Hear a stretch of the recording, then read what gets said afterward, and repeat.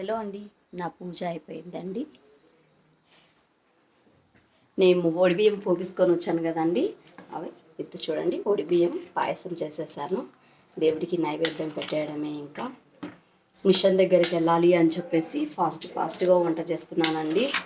10కే వెళ్ళిపోవాలండి machine దగ్గరికి. నేర్చుకోవడానికి వెళ్ళాలి అంటే లేట్గా వస్తారు. అందుకని ఫాస్ట్గా చేసేస్తున్నానండి. ఇద్దండి బెల్లం అన్నం దేవుడికి నైవేద్యం పెట్టేసేయాలి. పూజ అరటిపండు పెట్టేసి పూజ చేసేసా. ఇప్పుడు ఇది బెల్లమన్నం పెట్టేసి ఆరతి ఇచ్చేసానంటే అయిపోతుందండి. మీరేం చేశారండి? శుక్రవారం కదా ఈరోజు. పూజలు అయిపోయాయా మీవి? మీ ఇంట్లో ఏంటి స్పెషల్ అండి?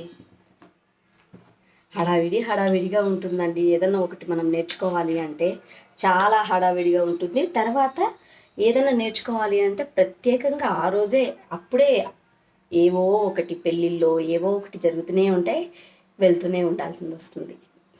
అది నిజమే కదా. గుడ్ మార్నింగ్ అండి అందరికీ.